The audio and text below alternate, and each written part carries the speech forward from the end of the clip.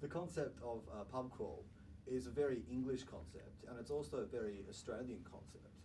But do you accept that if push came to shove and the challenge was put out there, Australians would drink English people completely under the table? Oh no, I think you're very, very wrong. If it means something to you, sure, why not?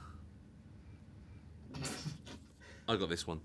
No, I think you're really wrong. I think the drinking it's gone completely out of hand at home, and it's a terribly dark culture that shouldn't be hoisted upon the shoulders of society and applauded. What you're basically saying is which country is the greater F up. So if you want to be it, be my guest. Lovely. Alcohol is killing our NHS. Well, on the subject of alcohol consumption, this is the film in which it is kind of written into the story. And Simon, in 2011, you gave up alcohol, but then you decided to 2010. star in a film in which it was an intrinsic part of the film. I'm not saying that sends rather amusing mixed messages, but I sort of am. But we didn't actually drink anything making the film, right? It's a film. If you drank on set, you'd be shooting yourself in the foot. But also, that's like presupposing if you did like you did a film about a serial killer that you would have murdered everyone on set. It's a film. Also, you've seen this film, right? I have seen. You think this film is pro-drinking? I don't think it's pro or anti. I think you guys and all the Cornetto films have featured pubs in quite a glorious and affectionate way. Well, the pub does form the cornerstone of British culture. It's a place where it's very important to the British sort of the psyche, I think, this idea of this shared area where you go and drink, albeit, for whatever reason, whether it be society or as an emotional crutch.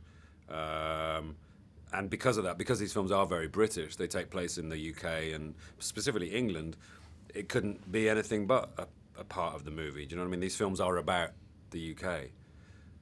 And so the pub would have to feature. But in this film,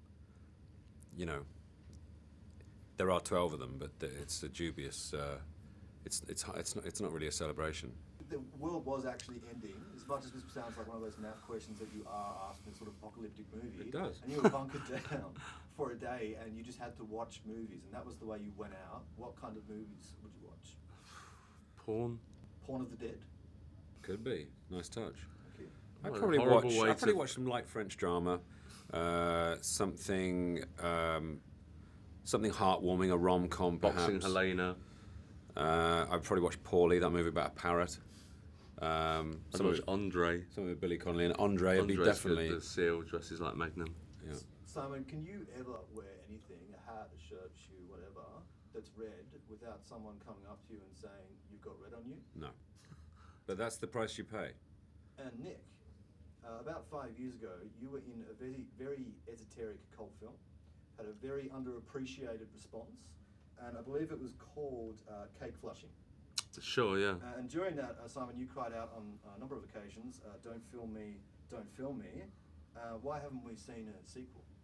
We were thinking about it actually because we got a cake when we arrived here, didn't we? We each received a giant 30 cake. cake pops pushed into a polystyrene base, as a gift. So is the base polystyrene? Yeah, it's not a cake. Don't try and eat it. We might flush a couple of cake pops down for old time's sake. That was it was a trilogy. That was a trilogy. There are 3 cake flushing films, and the last one where Simon says don't film me is the third. So again, I don't need to go back. That was my masterwork then. The 3 cake flushing films. And that must have been an odd sign of your celebrity at the time, both of you, because you're in this film which you're flushing cakes down the dunny, and 200,000 people have watched it. It's a weird thing. We were blogging at the time. It was the Hot Fuzz press tour, and we were on tour. It was Nick's birthday. We got a number of cakes. We couldn't transport them. We couldn't give them away. We wanted to test the metal of the American flush system, which is incredibly powerful, and had a great time doing it. And as such, we've wasted a lot of cake on. I think if 10 million people can watch a boxer dog eat a lime, 200,000 people watching 3 fantastic comedian actors flushing a giant cake down the toilet, it's probably not that good. A boxer dog eating a lime? Yeah, it's pretty good. I'm going to watch that. and dogs, limes, cakes. It's a good note to leave it on. Thank you very much. Always. Silas. You're welcome. Good to meet I you. genuinely like to finish Thank you. interviews with a dog lime cake trifecta.